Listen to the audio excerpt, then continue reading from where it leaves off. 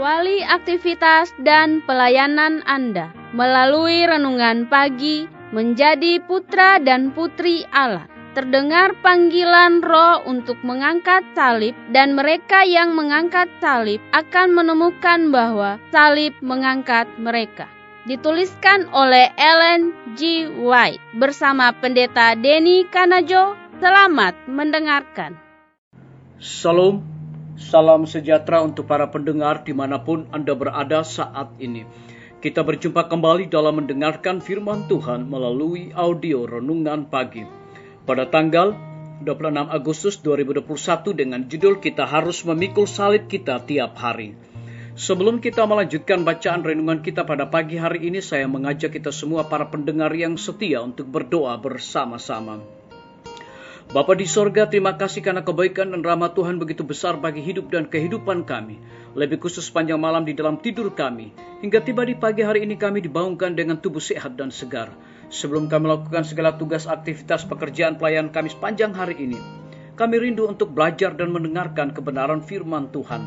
Curahkanlah kuasa Roh Kudus-Mu kepada kami agar kami mengerti, terlebih kami mempraktekkan dan menjadi pelaku firman Tuhan. Terima kasih Bapa yang baik. Ampuni kami Tuhan, karena kami sudah berdoa hanya di dalam nama Tuhan dan Juru Selamat kami. Amin. Ayat inti kita terambil di dalam Lukas 9 ayat yang ke-23. Demikian firman Tuhan. Katanya kepada mereka semua, setiap orang yang mau mengikut aku, ia harus menyangkal dirinya, memikul salibnya setiap hari dan mengikut aku. Mari kita ikuti penjelasannya. Hanya kuasa salib saja yang dapat memisahkan manusia dari persekutuan dosa yang kuat. Kristus memberikan dirinya untuk menyelamatkan orang berdosa. Mereka yang dosanya diampuni, yang mengasihi Yesus, akan disatukan dengan Dia. Mereka akan memikul kuk Kristus. Kuk ini tidak menghambat mereka, tidak pula membuat hidup peribadatan yang tak memuaskan. Tidak, kuk Kristus adalah sangat bermakna, dan bahwa hidup Kristiani menjadi satu kesukaan dan kesenangan. Umat Kristen harus bersuka cita merenungkan apa yang Tuhan telah lakukan dengan menyerahkan putra tunggalnya mati bagi dunia, supaya setiap orang yang percaya kepadanya tidak binasa, melainkan beroleh hidup yang kekal. Mereka yang berdiri di bawah panji yang berlumuran darah Raja Immanuel adalah prajurit yang setia dalam pasukan Kristus. Mereka harus selalu setia dan jujur. Banyak pemuda yang mau menjadi relawan berdiri dengan Yesus, pangeran kehidupan. Tetapi jika mereka mau terus berdiri bersama Dia, mereka harus selalu memandang kepada Yesus, menerima perintah-perintah dari kapten itu. Mustahilah mereka dapat menjadi prajurit Kristus jika mereka masih terlibat dalam persekutuan setan dan mendukung pihaknya. Karena dengan demikian mereka menjadi musuh Kristus. Mereka akan mengkhianati kepercayaan yang suci. Mereka akan membentuk mata rantai antara setan dan prajurit-prajurit sejati. Sehingga melalui agen-agen hidup ini, musuh selalu bekerja untuk mencuri hati prajurit Kristus. Salib harus dipikul dan ditanggung tanpa persungutan atau keluhan. Dalam tindakan mengangkatnya, engkau akan menemukan bahwa itu mengangkatmu juga. Engkau akan menemukannya hidup dengan kemurahan, belas kasihan, dan kasih yang penuh simpati.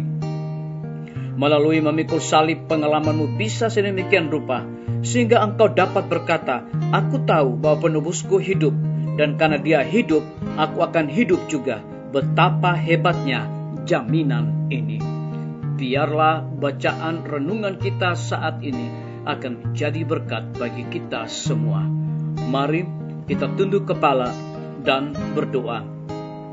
Bapa di sorga, terima kasih karena kebaikan dan rahmat Tuhan begitu besar bagi hidup dan kehidupan kami.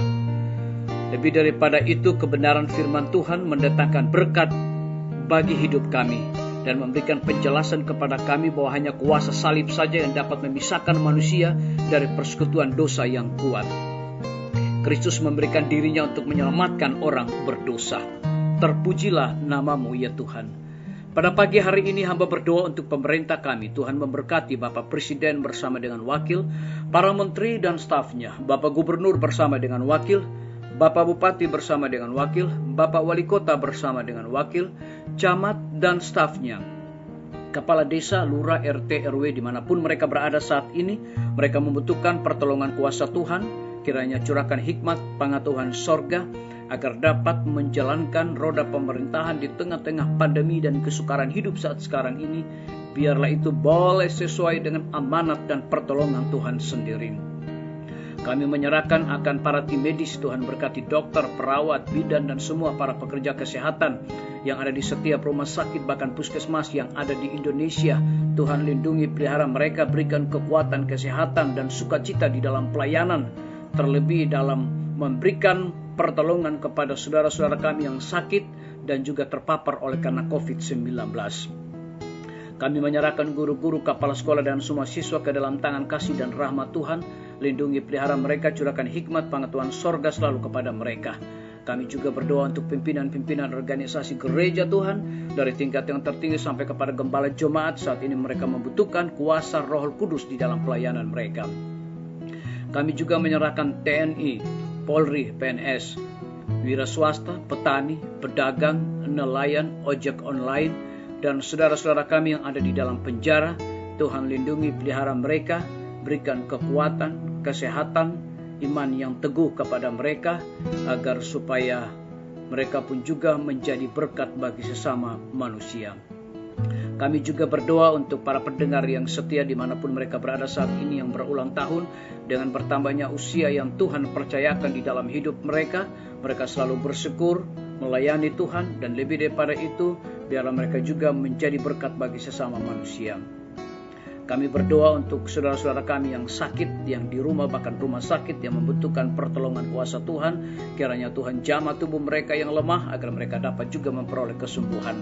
Yang lemah iman dan hidup di dalam ketidakkepastian, Tuhan berikan kekuatan iman kepada mereka, supaya mereka tetap percaya kepada kuasa dan janji Tuhan. Kami berdoa bagi saudara-saudara kami yang membutuhkan pertolongan biaya untuk melanjutkan pendidikan anak-anak mereka.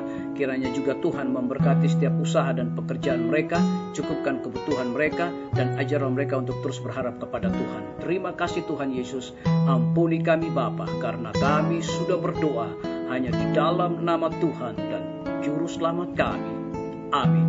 Sampai jumpa. Tuhan Yesus memberkati kita semua.